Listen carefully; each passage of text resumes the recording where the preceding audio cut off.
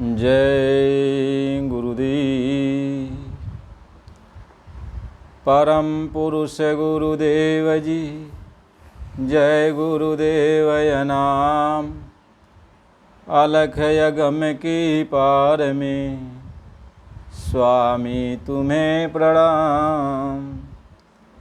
कोटि कोटि करूं वंदना, अरब खरब प्रणाम। चरण कमल बिसरू नहीं, जय गुरुदेवय नाम। परम पूज्य स्वामी जी महाराज के चरणों में कोट कोट प्रणाम। आप सभी प्रेमी सत्संगी भाई बंधुओं, माता पिता नयनारी बच्चे बच्ची हों, सबको सादर जय गुरुदेव। कल का जो सत्संग था कि गुरु कुंजी जो बिसरे नाई, तो घाट ताला छिन में खुल जाई। इस पर सत्संग आपने सुना। आज आगे हम लोग इस पर आगे चर्चा को बढ़ाएंगे कि वह कौन सी जुक्ति है जिस जुक्ति के द्वारा हमारे अंदर का ये जो पट है, घट का जो दरवाज़ा है, ये खुलता है। वह कौन सी जुक्ति सतगुरु देते हैं जिससे घट का दरवाज़ा खुल जाता है। अब ऐसे संसार में आप देखो, जिस भी मजहब में जाओ, राम के मंदिर में जाओ, भगवान कृष्ण के मंदिर में जाओ, देवी देवताओं के मंदिर में जाओ, वहाँ पे जितने भी लोग होंगे, जो भी वहाँ के मालिक बैठे होंगे, अगुवाकार होंगे, वो सब कोई न कोई जुक्ति बताते हैं, कोई न कोई भगवान का नाम भजने को कहते हैं कि भगवान का नाम आप भजो और अंदर के दरवाजे खुल जाएंगे, भगवान का दर्शन हो जाएगा। अपने अपने तौर तरीके से सब लोग जो है हमें आपको समझाते हैं, सत्संग सुनाते हैं, भगवान की महिमा गाते हैं। आज ये जन्माष्टमी भी है और भगवान कृष्ण इस धरती पे आकर और अधर्मियों का जो है सफाया किए, धर्म की स्थापना की और फिर धर्म की स्थापना करने के बाद फिर चले गए। और जब तक इस धरती पे मौजूद रहें, बहुत सारा काम किए। भक्ति मार्ग भी सबको समझाएं, प्रेम मार्ग भी सबको समझाएं, संतों के पास कैसे पहुंचा जाए, संतों की सेवा कैसे किया जाए, संत की महिमा क्या है, ये सब उन्होंने इशारे में सब कुछ बताया।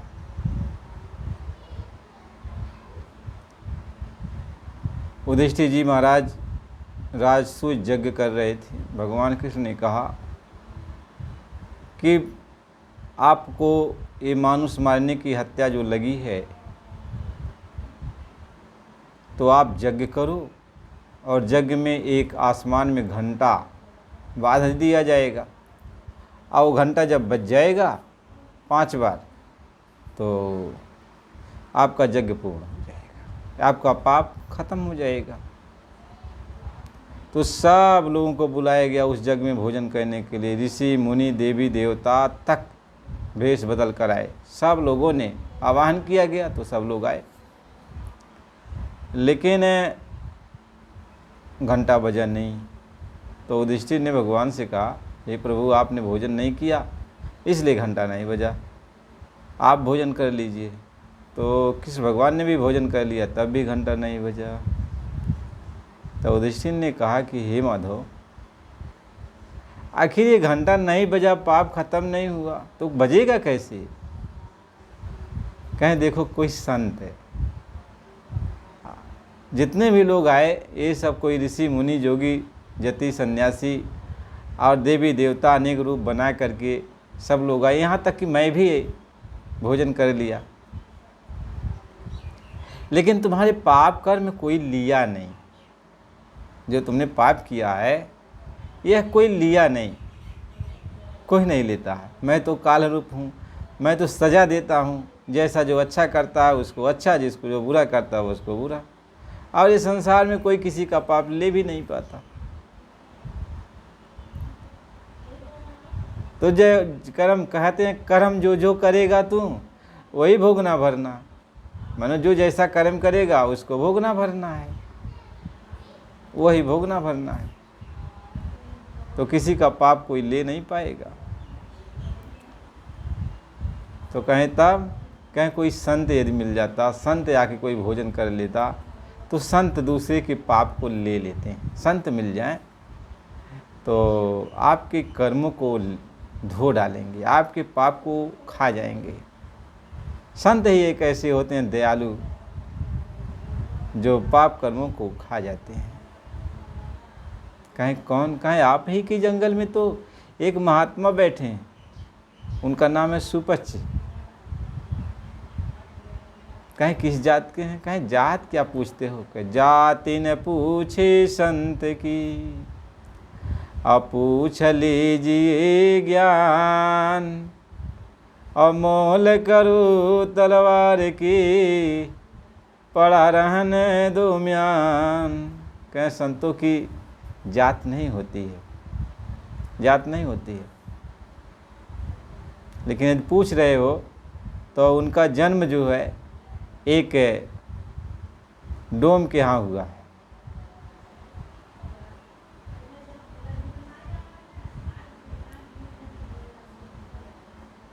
तो कहें वो संत है? कहें हाँ।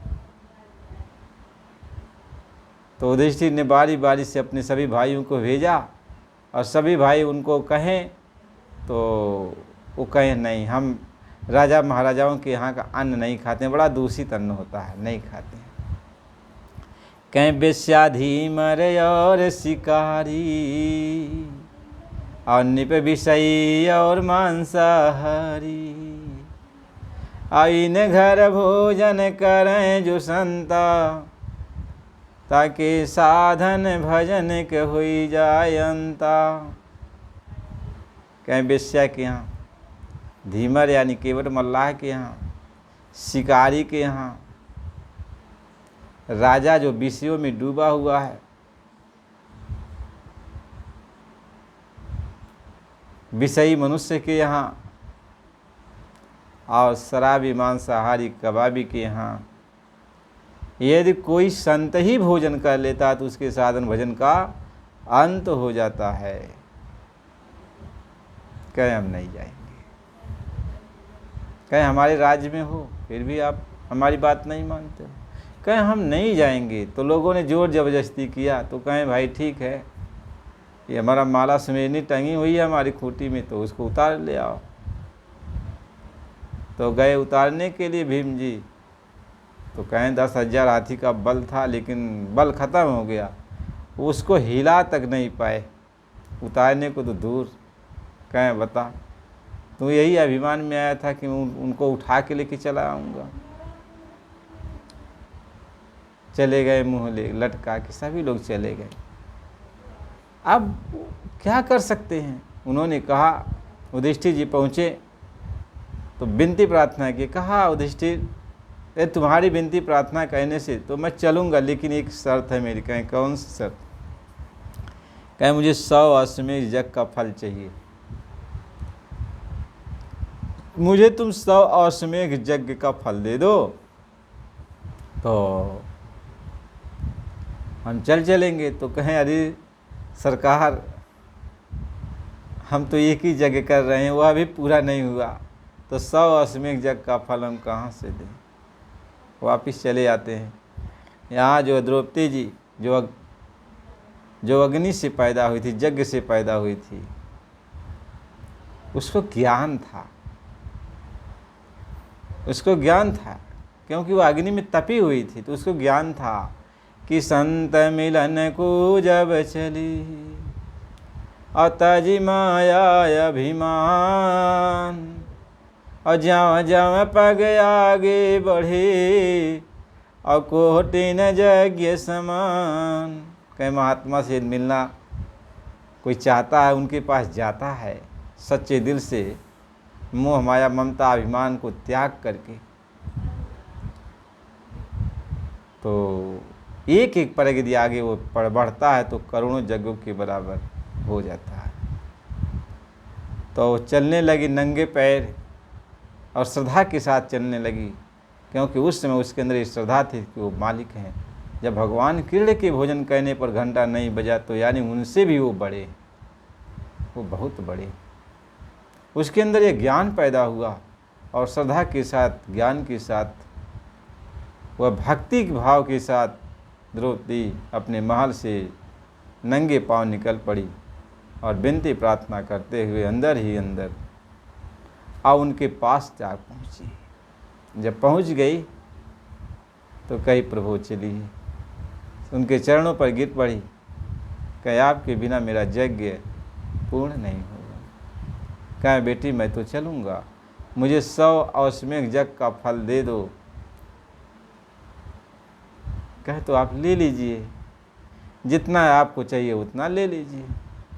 कहें कैसे? कहें आपके दर्शन करने के लिए और सच्चे दिल से, सच्चे भाव से हम अपने महल को छोड़ करके नंगे पांव, सारी मान बड़ाई को छोड़कर, सब कुछ ख़त्म करके मैं आपके शरण में आई हूँ। आप देख लीजिए कि कितने पग चढ़ पैर चल के मैं आई हूँ, उतना आप गिन लीजिए, जितना आप चाहिए उतना ले लीजिए, क्योंकि एक एक परक करोड़ों यज्ञों के बराबर होता। कहें बेटी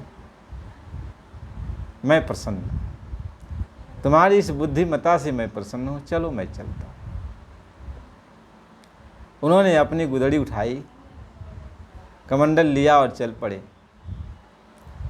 हर तरह का व्यंजन बना करके द्रौपदी ने उनके सामने रख दिया। जब उनके सामने रख दिया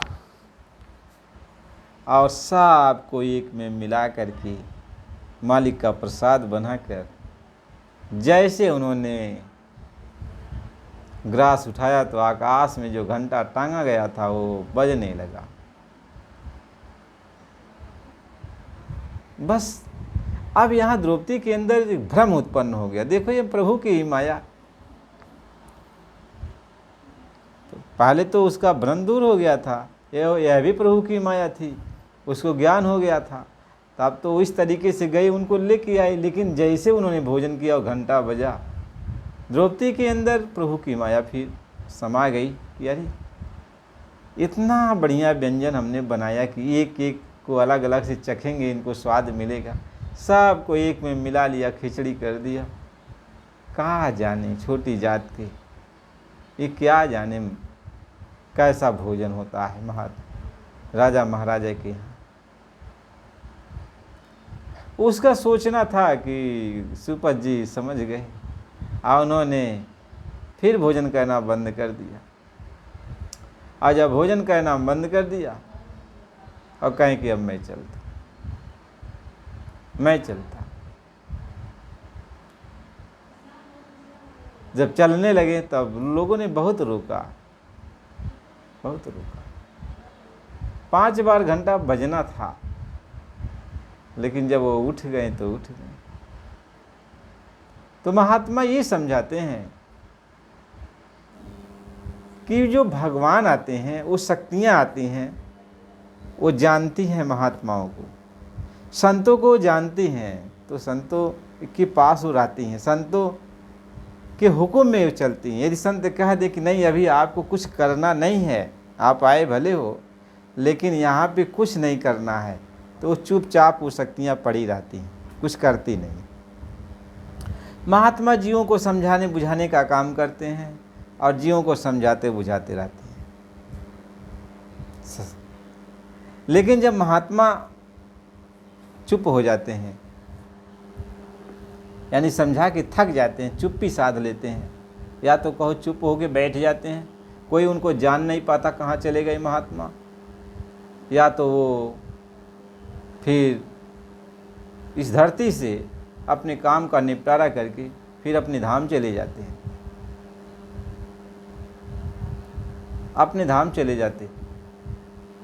दो ही स्वरूप में, या तो वो छिप जाते हैं या तो अपने धाम चले जाते हैं। तब जो शक्तियाँ आई हैं परिवर्तन करने के लिए, तब वो शक्तियाँ अपना काम शुरू कर देती हैं, तब वो शक्तियाँ अपना काम शुरू कर देती हैं। जो उनका काम है अधर्मियों का सफाया करना और धर्म की स्थापना करना, चाहे कलयुग में हो, चाहे सतयुग में हो, चाहे त्रेता में हो और चाहे द्वापर में हो। क्योंकि हर युगों में अधर्म आता है, अधर्म बढ़ता है, जब ज़्यादा बढ़ जाता है। ये नहीं है कि कलयुग का अंत होगा तभी या द्वापर का अंत होगा तभी, नहीं, बीच बीच में जब जब धर्म बढ़ता है तब तब वो मानो वो प्रभु जो धर्म की स्थापना करने के लिए आते हैं वो आते रहते हैं। कहें कि जब जब हो धर्म की हानि और बाढ़ें असुर महाअभिमानी, और तब तब प्रभु धरि मनुज शरीरा, हरै कष्ट भव सज्जन पीरा। कहें तब तब वो मालिक आता है, जब जब अधर्म बढ़ने लगता है।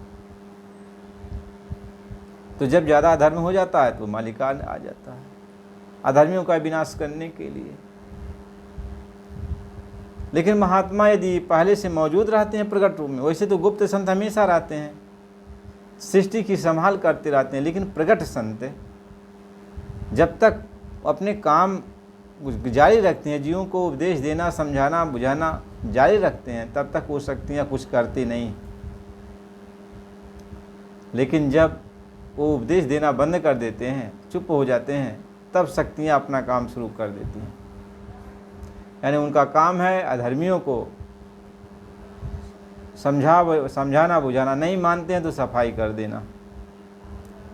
महात्मा इसी बात को समझा रहे, महात्मा इसी बात को समझाते हैं। हमें आपको इस बात को समझना चाहिए। तो भगवान कृष्ण आए और जब पता चला कंस को कि उन्होंने जन्म ले लिया है, तो अंदाज लगाया जगह जगह कि कितने लोग जन्म ले लिए हैं इस रात में, गांव में, अगल बगल के गांव में, और जहाँ जहाँ उसकी पहुँचती सब जगह पता लगा लिया और सारे लोगों को, सारे बच्चों को मरवाने लगा, सारे बच्चों को मरवाने। अब पाप पर पाप वो करता जा रहा है, पाप पर पाप पर करता जा रहा है। ऐसे जब उसको पता चला कि नंद बाबा के यहाँ भी कोई लड़का जन्म लिया है, तो नंद बाबा के भी पीछे पड़ गया, एक न एक रास्तों को भेजने लगा। रास्तों को अघासुर है, बघासुर है, ये सुर है, नाना प्रकार के सुर, नाना प्रकार के असुर को भेजना।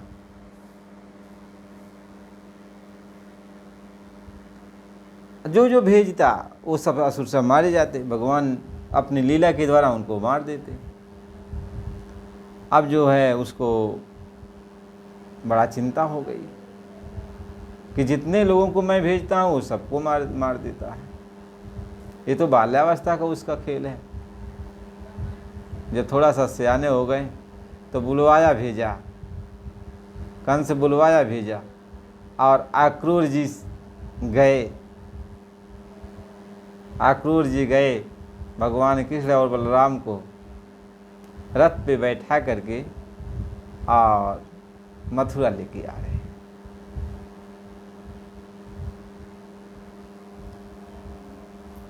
और वहाँ एक यज्ञ रचा गया था, यज्ञ जिसमें एक धनुष रखा गया था कि वह धनुष को कौन जो है उसकी प्रतिज्ञा को चढ़ाएगा। बहुत बलशाली धनुष था। तो खेल खेल में भगवान ने उस धनुष को तोड़ दिया। तब यह भी समाचार कंस के पास पहुंचा तो सोचा कि अरे वो इतना बड़ा बलशाली है, वो जानता है, लेकिन अब उसको ये शंका हो रही कि यही मेरा काल तो नहीं है। ये सब परीक्षा लेने के लिए वो कर रहा है। हाथी, एकदम मतवाला हाथी सामने भेज दिया, हाथी को मार दिया भगवान कृष्ण ने, उसके दांतों को उखाड़ दिया फिर उसकी अब मजबूती हो रही है कंस को कि ये भी लगता है यही है मेरा काल। फिर पहलवानों से भिड़वा दिया। जब पहलवानों को मार दिया तब वो पक्का उसको महसूस हो गया कि यही है। तब खुद वह लड़ने के लिए तैयार हो गया। और अंत में उसकी जो गति हुई सभी लोग जानते हैं, सभी लोग जानते हैं। देखो भगवान कृष्ण ने अपने जीवन में हर तरह का साधु महात्माओं के लिए भी उपदेश जारी किया, राजा महाराजाओं के लिए भी धर्म कर्म के साथ रहने के लिए कहा, प्रेम प्यार भक्ति मार्ग को भी बताया। उन्होंने पक्षपात नहीं किया, सब कुछ खोल खोल के समझाया। और ये भी कहा कि जो महात्माओं को ब्राह्मणों को सताता है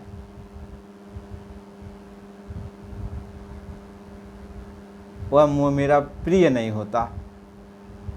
मैं महात्माओं को जो सताता है मैं बर्दाश्त नहीं करता, क्योंकि महात्मा संत मेरे प्यारे होते हैं, मेरे हृदय में बसे होते हैं।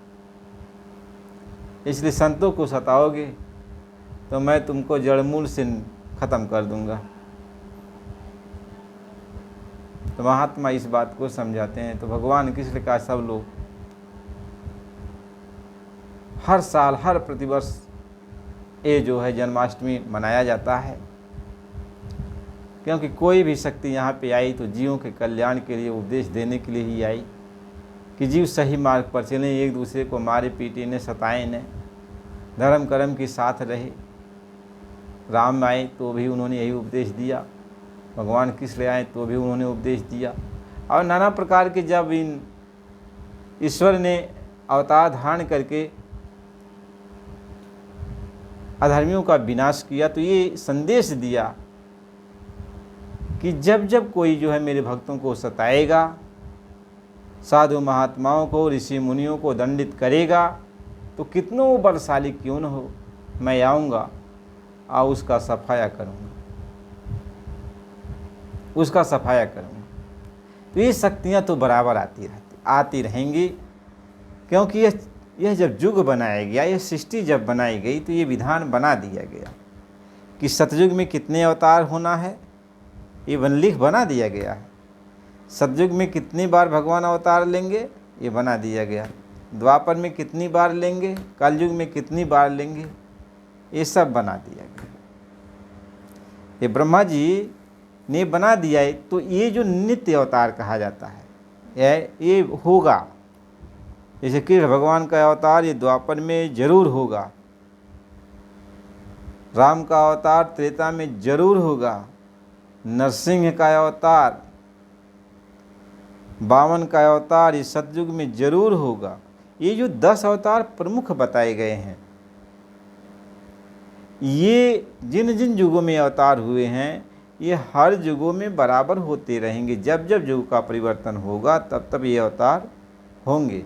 यह बना दिया गया, यह पार्लियामेंट में भगवान के विधान में ये बनाया गया है कि भगवान इन इन रूपों में इन इन युगों में जाएंगे। लेकिन बीच बीच में जब उनके भक्तों को ऊपर कष्ट होता है तब वो आते हैं, अपने भक्तों की कष्ट का निवारण करके फिर चले जाते हैं।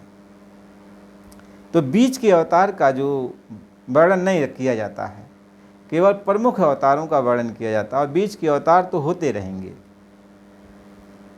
बीच के अवतार होते रहेंगे। जब कोई भक्त को कष्ट मिला तो वो आ जाएंगे और कष्ट का निवारण करके फिर चले जाएंगे। महात्मा इस तरीके से समझा रहे हैं। तो इस तरीके से हम संसार में अपने जीवन का निर्वाह करते हैं,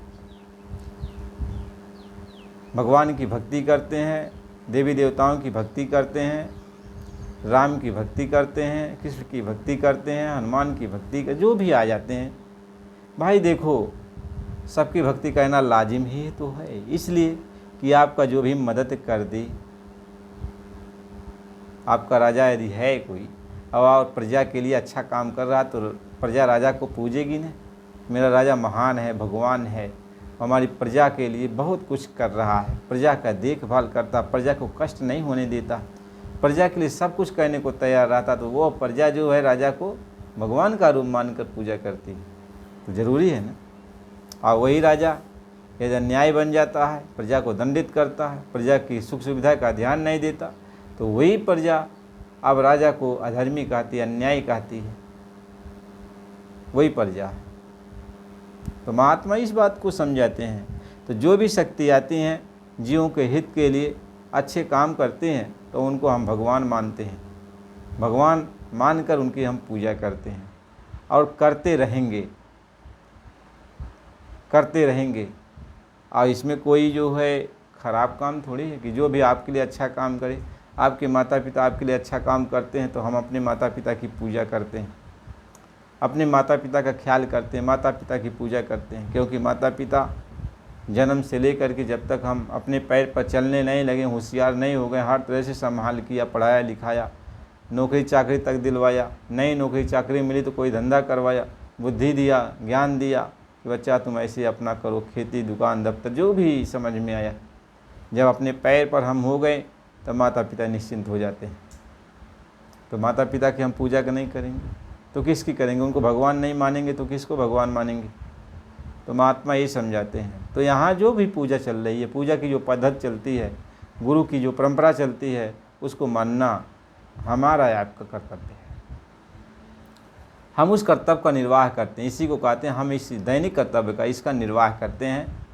हम अपने देवी देवताओं का, अपने माता पिता का, अपने सारे लोगों की हम भक्ति कर रहे हैं, ये मानते ही हमारा कर्तव्य है। अब हमें ये तो हमारा कर्तव्य है, तो हम करेंगे ही, कर रहे हैं, सम्मान सबको दे रहे हैं, इज्जत सबको दे रहे हैं। लेकिन हमें मानव तन मिला किस लिए? यानी जब मानव तन मिला तो ये सारे लोग हमारी सहायता की। मानव तन जब हमको मिला तो ये सारे लोग हमारी सहायता की, हमारी मदद की, हमारी परवरिश की, हमको ज्ञान दिए, हमारी रक्षा किए, तो हम इनकी भक्ति कर रहे हैं, इनको याद कर रहे हैं। लेकिन उद्देश्य यह होता है फिर आगे सोचने के लिए। महात्मा कहते हैं आगे सोचो कि जब शरीर तुमको नहीं मिला था, तुम अन्य जोनि में भटक रहे थे और तूने भगवान से प्रार्थना किया कि भगवान मुझको बड़ा कष्ट हो रहा है और मुझे जो है इन कष्टों से निजात दिला दो, हमें मानव शरीर दिला दो ताकि मैं आपकी भक्ति कर सकूं और मैं जो है अपनी आत्मा का कल्याण कर सकूं, और फिर ऐसा कोई काम न करूं जिससे मुझे फिर ये आवागमन में 84 में इन जेल खानों में जाना पड़े। हमारी ये पुकार थी, दर्द था। तो कई जुगों जन्मों में, कई जोनियों में जब जब कष्ट पड़ा, चोट पड़ी, कहीं जब जब चोट पड़ी दुखन की, डर डर के तब भजन किया रही, जब जब चोट पड़ी तब तक हमने आपको याद किया,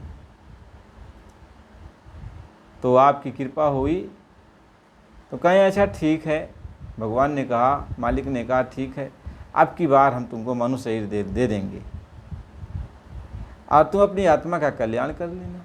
तो मनुष्य शरीर जब दिया तो मनुष्य शरीर का पालन पोषण करने वाले माता पिता से लेके भाई बंधु रिश्तेदार कुटुंब परिवार और जितने भी गुरु परंपरा में आए, जितने जो भी देवी देवता को हम माने कि इन्होंने मेरे शरीर की रक्षा किया। क्यों इन सारे देवी देवताओं को हम सम्मान देते हैं? क्यों कि मेरे ही शरीर में सभी देवी देवताओं का वास है। यह शरीर जो है, शरीर तो दिया गया, तो शरीर जब दिया गया तो इस शरीर में देवी देवताओं को भी बैठाया गया। दोनों आँखों में सूर्य और चंद्रमा को बैठाया गया। एक कान है, इसमें देवी देवताओं को बैठाया गया। ये नाक है, इसमें अश्विन कुमार को, कान में पवन देवता को, ये सब बैठाया गया। हाथ पे बाँह पे इंद्र को बैठाया गया। महात्मा ये समझाते हैं जीभ पे वरुण देव को बैठा दिया गया। जितने भी अंग हैं, कहीं इंद्र न कोटि अझरो खा नाना अतः सब देव करियस थाना। का इंद्री, जितना भी शरीर में इंद्रियों के दरवाजे हैं, सब में देवी देवताओं को बैठाया गया। झरोखा लगा है, सब देवी देवता बैठे हुए हैं। गुदा चक्र पे गणेश जी बैठाए गए, इंद्र चक्र पर ब्रह्मा जी, नाभि चक्र पर विष्णु जी, हृदय चक्र पर शिव जी और कंठ चक्र पर आद्या महाशक्ति, और इन सब के ऊपर ये जो है तीसरा तिल जिसको कहते हैं आज्ञा चक्र, इस पर आत्मा बैठी हुई। तो इस शरीर में यानी इस पिंड में, यानी दोनों आँखों के नीचे के भाग को पिंड कहते और ऊपर के भाग को अंड कहते। तो महात्मा ये समझाते हैं इस पिंड में सभी देवी देवता बसे हुए हैं। पिंड इस शरीर को कहते हैं, सारी देवता बसे हैं। तो हम इस पिंड के ऊपर बैठाए गए हैं, पिंड के ऊपर बैठाए गए हैं, यानी पिंड के ऊपर और अंड के नीचे, यानी दोनों की सीमा में बैठाए गए हैं। तो ये दर्शाता है कि ये दोनों आँखों का मध्य भाग, ललाट का बीचों बीच ये जो भाग है, ये अंड, ये पिंड की सीमा और अंड की सीमा, दोनों की ये सीमा का मिलान होता है। यहाँ पे आत्मा बैठी है। इसलिए महात्मा कहते हैं कि आत्मा जो है पिंड में नहीं है, आत्मा पिंड में नहीं है, आत्मा जो है पिंड में नहीं है। तो आत्मा कहाँ है? न अंड में है न पिंड में है, दोनों के बीचों बीच सीमा पर है, यानी जिसको तीसरा तिल कहते, जिसको ब्रह्मरंध्र कहते, जिसको 10वां द्वार कहते। अब वो कहाँ पर है? महात्मा समझाते हैं कि देखो ये आसमान देखते हो ना, यह आसमान दोनों आँखों का एक मिसाल है, दिखाने के लिए, समझाने के लिए बताया जाता है। इस आसमान के ऊपर आत्मा बैठी है। तो ये आसमान दोनों आँखों तक है, दोनों आँखों तक के भाग को आसमान कहा जाता है, और इसके ऊपर आत्मा बैठी है, यानी इस आसमान के ऊपर बैठी है, और इस शरीर में इस पिंड के ऊपर बैठी है। आत्मा इस शरीर में इस पिंड के ऊपर बैठी है।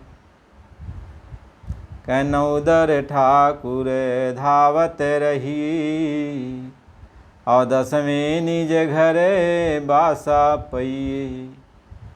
कहते हैं देखो ये 9 दरवाजे, यानी नीचे की जो दरवाजे हैं, इसमें मन जो है आत्मा की ताकत को लेकर के दौड़ता रहता है, दुनिया में दौड़ भाग मचाता रहता है, दुनिया के सारे काम को करता रहता है। लेकिन जिस स्थान पे आत्मा को बैठाया गया है वह है 10वां स्थान, यानी उसको तीसरा तिल कहा जाता है, उसको थर्ड आई भी कहा जाता है, तीसरा नेत्र भी कहा जाता है, उसको विदेह कहा जाता है, उसको विदेह भी कहा जाता है। विदेह इसलिए कहा जाता है कि वह इस देह से ऊपर है और ऊपर की देह से नीचे है, यानी स्वर्ग की जो देह है वह अभी नहीं है, और नीचे यह भी देह नहीं है, यानी दोनों के बीचों बीच सेंटर में आत्मा को बैठाया गया, इसलिए उसको विदेह कहा जाता है। विदेह कहा जाता है कि मतलब इस देह में भी नहीं है और उस देह में भी नहीं है, यानी बीचों बीच सेंटर में आत्मा बैठी है। आत्मा या नाके पर बैठा दी गई है, और यह नाका ऊपर से ऊपर जब देखोगे तो ये आसमान के ऊपर, यानी आत्मा इस आसमान के ऊपर बैठी है। क्या सोई पिंडे सोई ब्रह्मांडे, जो पिंड में वही ब्रह्मांड में है। तो ब्रह्मांड का उदाहरण जब दिया जाता है तो इस आसमान के ऊपर आत्मा बैठी है, और पिंड का जब उदाहरण दिया जाता है तो इस पिंड के ऊपर ही आत्मा बैठी है। महात्मा ये समझाते हैं। तो जब हमारा पिंड की तरफ ख्याल है तो पिंड में जितने भी लोग हैं, हमारे शरीर में हर अंगों पर जो भी बैठे हुए हैं देवी देवता, तो हम उनको प्रणाम करते हैं, उनको सम्मान करते हैं। यदि गुदा चक्र से गणेश जी की छाया हट जाए तो हमारा पेट खराब हो जाएगा। यदि गुदा चक्र पे गणेश जी अपनी ताकत हटा दें तो पेट हमारा खराब हो जाएगा, हमारा लीवर काम नहीं करेगा, अब हमारा पेट नहीं ठीक रहेगा। लेकिन वो जब गणेश जी की ताकत काम करती है तो हमारा पेट ठीक ठाक से रहता है। जब पेट ठीक ठाक से रहेगा तो सारे शरीर में जो है वो शक्ति जाएगी, इसलिए लीवर का ठीक ठाक होना जरूरी है। और इंद्रिय चक्र पर ब्रह्मा जी बैठे, यदि वो इंद्रिय चक्र ठीक नहीं रहेगा तो सृष्टि का सृजन नहीं होगा। नाभि चक्र पर भगवान विष्णु बैठे हैं, यदि ये ठीक ठाक नहीं चलेगा तो फिर पालन पोषण नहीं होगा। हृदय चक्र पर गड़े भगवान शिव बैठे हुए हैं। यदि ये ठीक ठाक नहीं चलेगा तो समय पर परिवर्तन नहीं होगा। जैसे परिवर्तन इन्हीं के कारण होता है। जैसे जीव बाल अवस्था से धीरे धीरे फिर आगे बढ़ता है, कौमारावस्था जाता है, फिर जवानी अवस्था पर जाता है, फिर वृद्धावस्था पर जाता है। ये हृदय चक्र पर भगवान शिव जी के कारण कि ये परिवर्तन कर रहे हैं, ये परिवर्तन करते हैं। महात्मा इस बात को समझा रहे हैं। अवाद्या शक्ति जो कंठ चक्र पर बैठी हैं, इनके द्वारा पिछले चीज़ों की सारी याद भुलवा दी जाती है, यानी सारे ज्ञान भुलवा दिए जाते हैं। आदमी भूलने लगता है, क्योंकि यदि भूलेगा नहीं तो आप याद करके परेशान हो जाओगे। तो जो बहुत बड़ी ऐसी चीज़ होती है वही याद रहता है, नहीं तो हम आज किए और उसको भूलते जाते हैं, कहते हैं अब कल करेंगे। और पीछे का कहते हैं भैया पूरा याद नहीं है, उसको कहीं लिखे उखे हैं, डायरी में कहीं नोट कर लिए हैं, सब याद नहीं रहता हो, क्योंकि माया जो है भुलवाती रहती हैं। तो उसके लिए यहाँ एक डायरी नोट बना दिया जाता है, रजिस्टर बना दिया जाता है। तो जो मेन चीज़ है उस पर लिख दिया जाता है कि चलो भाई याद रखने के लिए कि हाँ हमने ये काम किया, हम ऐसा काम कर रहे हैं। तो ये सारी शक्तियाँ, ये सारी देवी देवता आपके शरीर में हैं। तो आप इनकी पूजा कर रहे हो, इनको प्रणाम कर रहे हो, तो कौन सी गलती कर रहे हो? क्योंकि इन्हीं के द्वारा ये शरीर चल रहा है ना, शरीर की संभाल यही कर रहे हैं, तो इनको हम प्रणाम करते हैं। सभी महात्माओं ने प्रणाम किया। गणेश जी को प्रणाम करते हैं, भगवान ब्रह्मा जी को, भगवान विष्णु जी को, भगवान शिव जी को, आद्या महाशक्ति जी को, आद्या महाशक्ति जी को प्रणाम करते हैं। सबको प्रणाम किया। अब सबको प्रणाम कर लिया, ये काम तो जीवन भर ये आत्मा करती रहेगी, क्योंकि ऊपर बैठी है तो इन सब की इज्जत वो करती रहेगी। क्योंकि इज्जत नहीं करेगी तो इस शरीर का ये लोग सही रूप से चलाएंगे ही नहीं। तो नहीं चलाएंगे तो हमें रोग व्याधि नाना प्रकार की तकलीफ शरीर में होता रहेगा, तो हम कुछ कर नहीं सकते। शरीर में रोग पनप गया तो कुछ कर नहीं सकते। तो आत्मा ये कहती है कि अपने शरीर को साफ सुथरा रखो, निरोग रखो। तो निरोग कैसे रखोगे? खान पान अच्छा करोगे, रहन सहन अच्छा करोगे, और जो है इन सब की कदर करोगे, इन सभी देवी देवताओं की कदर करोगे, इज्जत करोगे, तो शरीर आपका निरोग रहेगा। तो आत्मा अब तो इस शरीर में आ गई, इनकी इज्जत कर रही है। लेकिन क्यों आई आत्मा इस शरीर में? क्योंकि अब दोबारा मुझको इस जन्म मरण के बंधन में न आना पड़े, यानी इस शरीर से अब अलग होना चाहती है, निकलना चाहती है, पिजड़ा को छोड़ना चाहती है। तो इस पिजड़ा से निकालेगा कौन? निकालेगा काल ने तो पिजड़ा बना दिया, ईश्वर ने पिजड़ा बना दिया, इसमें जो है आत्मा को बंद कर दिया। लेकिन अब इस पिजड़े से कौन निकालेगा? क्योंकि ईश्वर से बड़ा यहाँ कोई है ही नहीं, कोई भी देवी देवता ईश्वर से बड़ा नहीं, सब इसी के अंदर है। तो जब ईश्वर नहीं चाह रहा है तुम्हें निकालने के लिए, तो कौन निकालेगा? तो महात्मा यही समझाते हैं, जब ईश्वर से बड़ा और कोई संसार में नहीं है। आत्मा को कहा जाए तो आत्मा भी ईश्वर के बराबर ही तो है, लेकिन ईश्वर को राजा बनाया गया है। ईश्वर को यहाँ राजा बनाया गया तो राजा का पावर ज़्यादा हो गया, अब आत्मा का पावर एकदम ख़त्म हो गया। कैसे हम लोग आम इंसान हैं, हम लोग आम इंसान हैं, लेकिन यहाँ का जो मंत्री बन गया, मिनिस्टर बन गया, डीएम एसडीएम बन गया, उसके पास पावर ज़्यादा हो गया। वो जो चाहेगा हमारे साथ बर्ताव कर देगा तुरंत, उसके पास शक्ति आ गई। डीएम एसडीएम जो भी चाहेंगे हुक्म जना देंगे, जज बैठे हुए हैं जो भी चाहे फैसला कर देंगे, यानी हमसे ऊपर सब बैठे हुए हैं। मुख्यमंत्री हैं, प्रधानमंत्री हैं और सारे लोग हैं, आखिर हमसे ऊपर हम हैं तो वो इंसान ही ना। लेकिन उस स्टेज पर बैठ गए हैं, उस गद्दी पर बैठ गए तो उनको बड़ी पावर मिल गई। ऐसे ही ईश्वर को पावर मिल गया है इस तीनों लोक का, और भगवान ने ही दिया। कुल मालिक ने हमारे पिता ही ने तो दिया, जो उनका पिता वही हमारा पिता, पिता ने दे दिया पावर। तो कोई भी आत्मा आप उनसे लड़ नहीं सकती, क्योंकि हम लोगों को उन्होंने मांग कर लाया है, मांग कर लाया है। और मांग कर लाया तो उनको उतना पावर दिया कि तुम इनको रोक सकते हो, यानी उतना पावर है तब तो रोक पाएंगे। तो उन्होंने हमें आपको रोकने के लिए पिंजड़ा बना दिया, पिंजड़े में हम लोग कैद हो गए। अब पिंजड़े से हम लोग निकलेंगे कैसे? हम लोगों के पास तो कोई जुक्ति नहीं है, कोई भक्ति नहीं है, कोई शक्ति नहीं रह गई, सारी शक्ति खत्म, सारी शक्ति रखा दिया गया। हम लोगों के पास विरह वेदना के सिवाय, तड़पने के सिवाय, मालिक से अरदास करने के सिवाय और कोई उपाय नहीं। तो आत्मा मालिक से अरदास की, अपने पिता से अरदास की, विनती की, प्रार्थना की, रोई, तो पिता ने कहा ठीक है अब मैं खुद आऊँगा। कह संत रूप होए जग में आए, संत रूप होए जग में आए, गुरु होए जीव चिताए। तो मैं संत का रूप बनाकर इस संसार में वो आए और गुरु परंपरा को उन्होंने कायम किया और जीवों को समझाना बुझाना शुरू किया कि संत रूप होए जग में आए, गुरु होए जीव चिताए।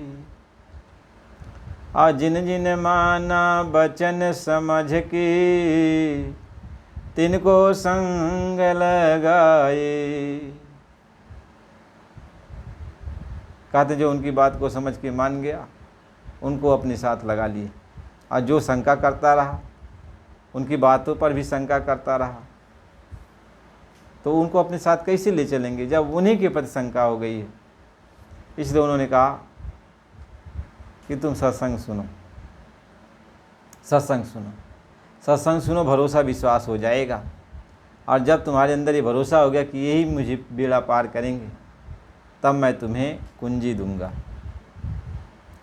यानी जो जिस पिंजड़े में तुम बंद कर दी गई हो, वह पिंजड़े की मैं तुम्हें कुंजी दूंगा। और जब कुंजी दूंगा तो वह कुंजी तुम जो है लगा देना, ताले में लगा कर ताला खोल देना, ताला खोल देना, तो कुंजी मैं दे दूंगा। तो कुंजी जब मैं तुम्हें दूंगा तो जुक्ति भी बताऊंगा, यानी मैं नाम की कुंजी दूंगा।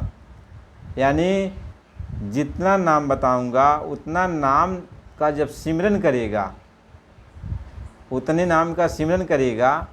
और जो जुक्ति बताऊंगा कि ख्याल यहाँ तुम्हें लगाना है, जुक्ति यही है कि अपने ध्यान को कंसंट्रेशन उस जगह करना है। जब ध्यान को कंसंट्रेशन करेगा, ख्याल उस जगह लगाएगा और नाम की सिमरन करेगा वहाँ पे, यानी नाम की कुंजी उसमें लगाएगा ध्यान लगा करके। क्योंकि ये ध्यान से और जुक्ति से ही ये खुलेगा। तो मैंने जुक्ति भी बताई और तुम्हें सिमरन की विधि भी बताई, यानी नाम की कुंजी जो है उसको भी बताया।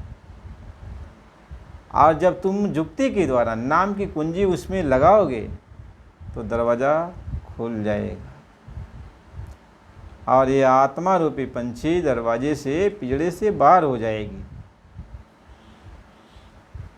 पिंजड़े से बाहर हो जाएगी। इसलिए कहा कि जो कुंजी मैं तुम्हें बता रहा हूँ, जो जुक्ति तुम्हें बता रहा हूँ, जो नाम बता रहा हूँ, यह न लिखने का विषय है, न पढ़ने का विषय है, न बोलने का विषय है। यह लिखने, पढ़ने और बोलने में नहीं आता। जो कुंजी है वह लिखने, पढ़ने, बोलने में नहीं आता। लेकिन जब तक लिखने, पढ़ने वाला, बोलने वाला तुम्हें नाम नहीं बताऊंगा, तब तक तुम कुंजी की तरफ जा कैसे पाओगे, कुंजी को पकड़ कैसे पाओगे, कुंजी के बारे में समझ कैसे पाओगे? क्यों? क्योंकि इस मृत लोक में जो तुम आए हो, तो इस मृत लोक में अक्षरी ज्ञान की बहुत ज़रूरत है।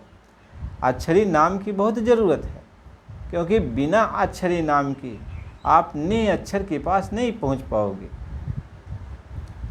जब तक आप सगुण ब्रह्म की उपासना नहीं करोगे तब तक निराकार ब्रह्म के पास नहीं जा पाओगे, और जब तक निराकार ब्रह्म के पास नहीं पहुंचोगे तब तक दरवाज़ा खुलेगा नहीं, और जब तक दरवाज़ा खुलेगा नहीं आत्मा जो है पिंजड़े से निकलेगी नहीं। इसलिए सगुण और निर्गुण ये दो भक्ति बताई गई। भक्ति ये बताई गई सगुण और निर्गुण। पहले सगुण भक्ति बताई, तब निर्गुण भक्ति बताई। तो सरगुण निर्गुण भक्ति जब बताया तो सगुण भक्ति के द्वारा निर्गुण भक्ति प्रकट होती है, और निर्गुण भक्ति जब प्रकट होती है तो दरवाज़ा खुलता है, और जब दरवाज़ा खुलता है तब सरगुण निर्गुण से परे आत्मा निकल जाती है। अब उसको भक्ति नहीं करनी है। भाई फिर कुंजी लेके क्या करेगा? जब दरवाज़ा खुल गया तो कुंजी अब लेके वो क्या करेगा? ताला कुंजी लेके दौड़ेगा नहीं न, भागेगा नहीं न। अब तो ताला छोड़ दिया, कुंजी छोड़ दिया, ताला भी छोड़ दिया, कुंजी भी छोड़ दिया, और ये आत्मा आगे निकल गई। आत्मा आगे निकल गई। इसलिए समझने की बात है, जो यहाँ जितनी भी भक्ति बताई गई ये आपको चलने का एक मार्ग बताया गया। आप ये कह दो कि नहीं हमें वह नाम चाहिए जो लिखने पढ़ने बोलने में नहीं आता है, तो ठीक है, आपको वह नाम दिया जाएगा जो लिखने पढ़ने बोलने में नहीं आता। लेकिन ये बताओ, यदि हम अक्षर ज्ञान से आपको नहीं समझाएंगे तो किस ज्ञान से आप समझोगे? एक एक बात जो मैं बोल रहा हूँ यह अक्षरी ज्ञान तो ही तो है। आप मेरे पास आ रहे हो, मेरी बातों को सुन रहे हो, किस ज्ञान से सुन रहे हो? अक्षरी ज्ञान से तो सुन रहे हो ना। आपको इस बात को सोचना है कि यदि अक्षर ज्ञान न होगा तो फिर निअक्षर ज्ञान आप समझोगे कैसे? यदि आप अक्षरी नाम को जाप नहीं करोगे तो निअक्षर नाम के पास कैसे पहुंचोगे? ये सीढ़ी है। इसलिए प्रथम सीढ़ी है आपको सगुण भक्ति। प्रथम सीढ़ी सगुण भक्ति, दूसरी सीढ़ी निर्गुण भक्ति, और तीसरी सीढ़ी सगुण निर्गुण से परे। सगुण निर्गुण से परे जो प्रभु की अविरल भक्ति है। अविरल भक्ति, अविरल भक्ति कहते हैं जो एक धार होती है, यानी प्रभु के प्रेम की एक धारा होती है जिसको अनपावनी भक्ति कहते हैं। वह पावन है, निर्मल है, कहते तब वो भक्ति प्राप्त होती है। वह निर्मल भक्ति कहलाती है। वो एक रस, एक धारा है। कैसी धारा? कोई बह रही है, धारा चल रही है।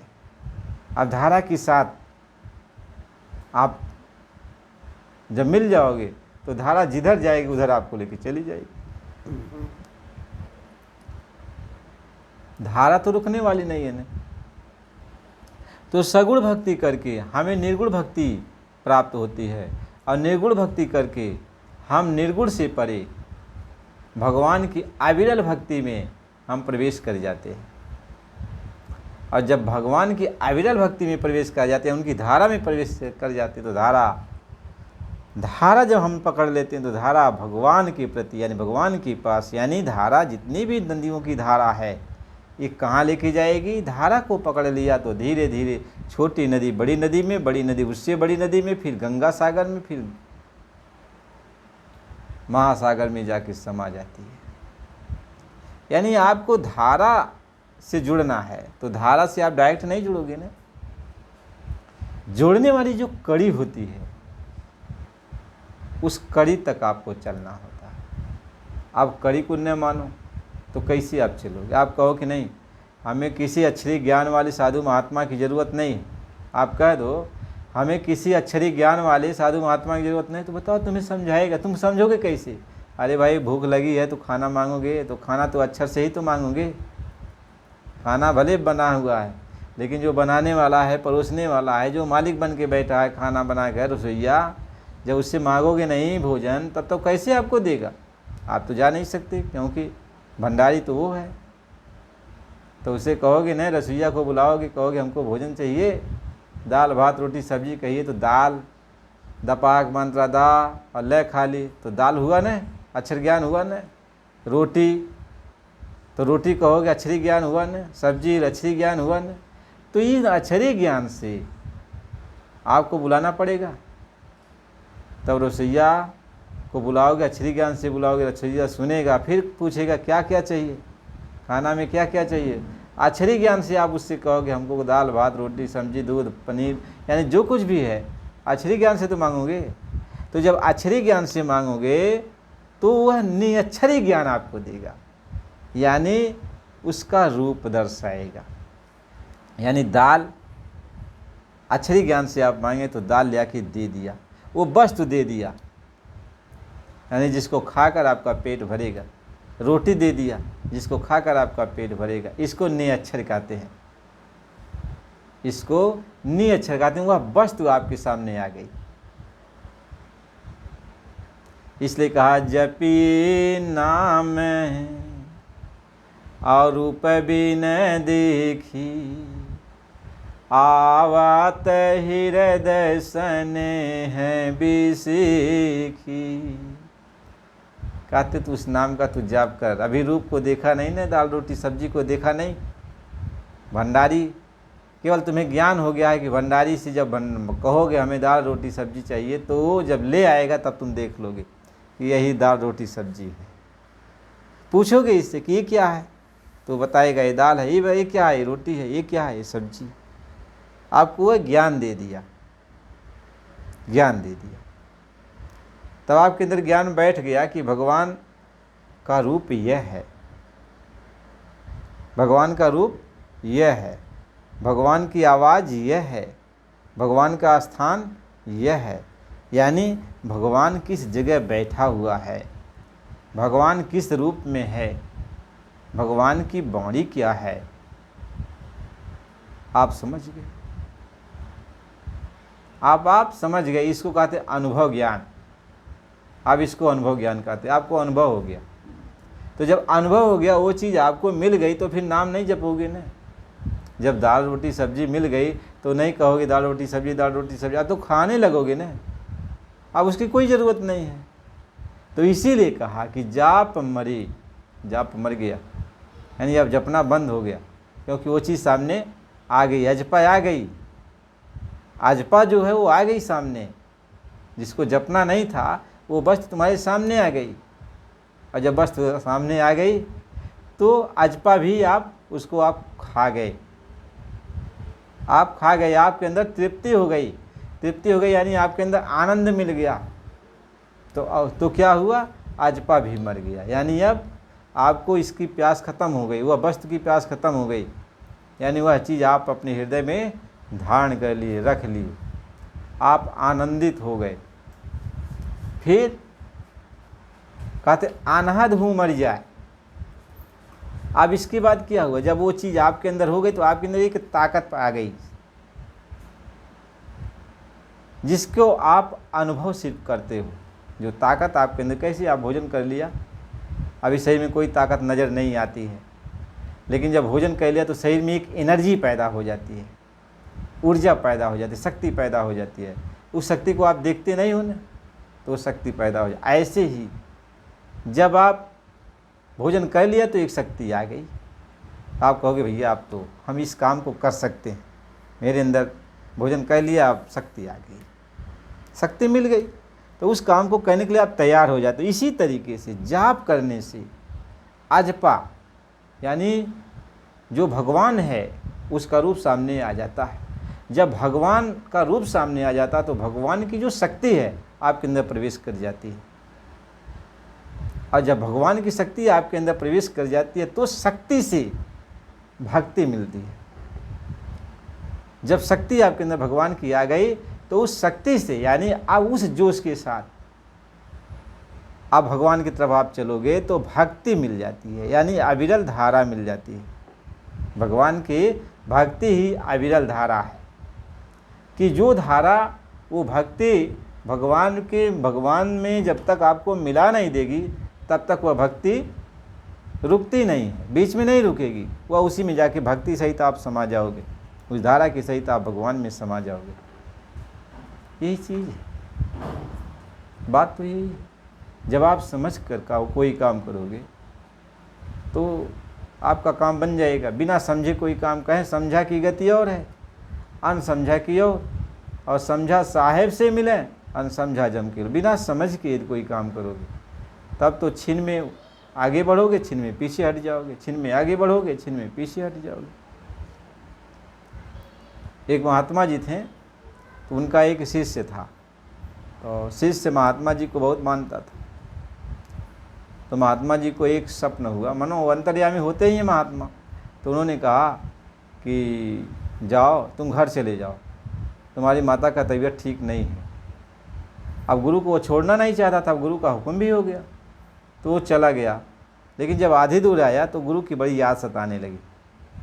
अब कहा कि नहीं, अब हम जाएंगे नहीं, अब हम गुरु जी के पास जाएंगे। तो 2-4 परख जब पीछे चला आया तो फिर उसको याद आ गया, नहीं गुरु जी की आज्ञा कि घर से होके आओ। तो फिर 2-4 परख आगे घर की तरफ चलता, फिर गुरु की याद सताती, फिर जो है 2-4 परख पीछे चलता, फिर ऐसी जो है वो बीच में ही रुका रह गया। तो महात्मा जी को पता चला कि ये तो आगे नहीं बढ़ रहा है, 2 परख आगे चलता, 2 परख पीछे चलता। तो महात्मा जी उसके पास पहुंच गए।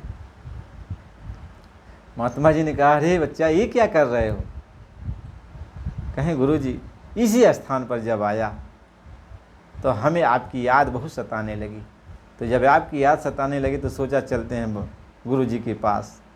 तो जब 2-4 परख आपकी तरफ आने लगे तब तक याद आया कि नहीं, गुरु जी की आज्ञा मानना ज़रूरी है। जिन्होंने कहा घर पे होके आओ, तो फिर घर की तरफ चलता, फिर आपकी याद सताती है, अरे बच्चा, अरे तू बीच में क्यों रुक गया?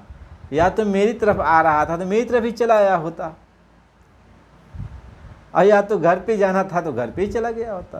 तो मंजिल पर तो पहुंच जाता, चाहे मेरी मंजिल पर चाहे घर की मंजिल पर। तो बीच में क्यों लटक गए? नहीं लटकना चाहिए, एक तरफ चले जाना चाहिए। ऐसे ही हमें बीच में रुकना नहीं चाहिए। हमें सच्चे महात्मा की पहले खोज करना है। सच्चे महात्मा जब हमें मिल जाते हैं तो हमें नाम बताएंगे, परमात्मा का सच्चा नाम बताएंगे। सच्चा नाम क्या है परमात्मा का? वो नाम है जो कभी बदलता नहीं है।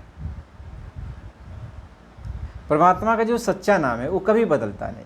जैसे संसार में बहुत सारे नाम रखे गए, परमात्मा के अनेकों नाम रखे गए, समय समय के अनुसार ये सारे नाम बदल जाते हैं। जैसे जब भी भगवान आए तो भगवान राम आए तो राम नाम उसका पड़ा, उसी के बाद वही भगवान जब किस रूप में आए तो उनका नाम कृष्ण पड़ा गया। ऐसे भगवान जब जब आते हैं तो उनका उस समय परिस्थितियों के अनुसार उनका नाम रख दिया जाता है, उनका नाम बदल जाता है। लेकिन भगवान का कुछ ऐसा नाम है प्रभु का जो कभी नहीं बदलता, किसी भी परिस्थिति में नहीं बदलता, किसी भी समय में नहीं बदलता। कहे आदि सच जुगाद सच, नानक होसी सच। कहे आदि जुगाद सब में वो सच है, वो कभी बदल ही नहीं सकता। उसका एक ही नाम हमेशा रहेगा, उसको सतनाम कहते। उसको कहो सतनाम इसलिए कहते हैं कि वो कभी बदलता नहीं। तो महात्मा उस जातीय नाम का, निज नाम का, यानी वो नाम जो भी परमात्मा का कभी बदलता नहीं है, तो उस नाम का वो परिचय देते हैं। कहते हैं अक्षरी नाम से ज्ञान कराएंगे, कहते हैं उसका अक्षरी नाम पहले बताते हैं। कहते हैं इस नाम का, अक्षरी नाम का सिमरन देंगे, कहते इस नाम का तुम जाप करो, और उस जब तुम्हें इस यह अक्षरी नाम देंगे तो महात्मा इस अक्षर नाम से उस नाम से जोड़ देते हैं। यानी जो उसका सच्चा नाम है, जो लिखने पढ़ने बोलने में नहीं आता, यहाँ अक्षरी नाम से उस नाम से जोड़ देते हैं। और कहते हैं बच्चा जब तुम इस अक्षरी नाम का सिमरन करेगा तो वो परमात्मा तक, उस मालिक तक तेरी आवाज़ पहुँचेगी, उस मालिक तक तेरी आवाज़ पहुँचेगी। तो पहले वो अक्षरी नाम का सिमरन करने के लिए कहते हैं, जिससे वो परमात्मा के पास तुम्हारी आवाज़ बराबर पहुँचेगी और परमात्मा तुम्हारी तरफ देखेगा और परमात्मा तुम्हारे ऊपर दया करेगा। तो जब दया करेगा तो अपनी ताकत देगा, अपनी शक्ति देगा, अपनी भक्ति देगा। इसलिए महात्मा पहले परमात्मा के जातीय नाम का सिमरन करवाते हैं, निज नाम का सिमरन करवाते हैं। तुम उनके निज नाम का सिमरन करो। क्या इस नाम का सिमरन करते करते अंदर में जो उसका निज नाम है वो प्रकट हो जाता है। क्या खोज कर निज नाम को पाओ परम पद धाम को, तो उस नाम को आप अनुभव करने लगोगे। उस नाम का जो सच्चा नाम है उसका आपको अनुभव आ जाएगा। लेकिन वो अनुभव तब होगा जब सच्चे महात्मा आपको परमात्मा के नाम से जोड़ देते हैं। जब महात्मा कोई नाम आपको बताते हैं तो वो सच्चे नाम से जोड़ देते हैं, सच्चे नाम से जोड़ देते हैं। तो जो जिस सच्चे नाम से उन्होंने जोड़ा वह तो आप जान नहीं सकते, लेकिन इस नाम का जब आप सिमरन करोगे तो उसके पास घंटी बजती है कि कोई मुझको याद कर रहा है, तो आपकी तरफ देखेगा, तो आपके ऊपर लगी हुई जो मैल है वो साफ़ होने लगेगी, आप निर्मल हो जाओगे। जब निर्मल हो जाओगे तो मालिक का जो सच्चा स्वरूप है, जो सच्चा नाम है, उसका आपको अनुभव होने लगेगा। इसलिए कहा सुमिरन मार्ग सहज का सतगुर देई लखाए, आ उलट ताहि सिमरन करो स्वामी संग मिला। यानी सुमिरन का जो मार्ग है यह सतगुरु ने सहज में तुमको लखाया, मेहनत नहीं करना पड़ा, तो सहज में आपको सिमरन की विधि मिल गई। तो जो गुरु नाम देता है, यानी पूरा संत की बात है, तो परमात्मा के सच्चे नाम से आपको जोड़ता है, उस नाम से जोड़ता है कि जो नाम कभी बदलता नहीं है, जो एक रस रहता है, उस नाम से वो जोड़ देता है। वो कभी बदलता नहीं, परमात्मा के उस नाम से जोड़ता है। इसलिए कहते हैं कि वर्ण से सूरत मन माजो, बहुर चढ़ गगन धुन साधो। यानी बड़ात्मक नाम जो देता है, इससे तुम्हारी सूरत और मन की मैल साफ हो जाएगी। और जो नाम लिखने पढ़ने में नहीं आता, जो उसका सच्चा नाम है, तो उसका आपको अनुभव होने लगेगा। और यदि गुरु नहीं मिले, पूरा संत सद्गुरु नहीं मिलता है, तो उस सच्चे नाम से कोई जोड़ नहीं सकता, सच्चे नाम का अनुभव आपको करा नहीं सकता। इसलिए पहली बात यह है कि आपको पूरे संत सद्गुरु की खोज करनी पड़ती है, खोज करनी पड़ती है, पूरे गुरु की खोज करनी पड़ती है, तब वो सद्गुरु नाम बख्शता है, नाम बख्शता है। यानी जो ये बाहर का वो नाम बताते हैं, जो अक्षर में बताते हैं, ये वो नाम नहीं है, लेकिन उस नाम को ये लखा देगा। यानी इस नाम का जब हम सिमरन करेंगे तो वो नाम जो लखने वाला, जो यहाँ हम देख नहीं सक रहे हैं, उसका हमको अनुभव होने लगेगा। उस नाम से हम जुड़ जाएंगे। कहीं एकता नाम और नामी मिला दे जो वही स्वयं। यानी नाम तो दिया, लेकिन जो नामी है और जिसका नाम हम जप रहे हैं, नाम और नामी को एक में जो मिला देता है, वही स्वामी है, वही सद्गुरु है, वही मालिक है, वही गुरु कहने योग्य है। तो प्रेमी भाई बहनों, इसके आगे फिर चर्चा फिर अगली वीडियो में करेंगे। थोड़ा खुलासा फिर आगे होगा।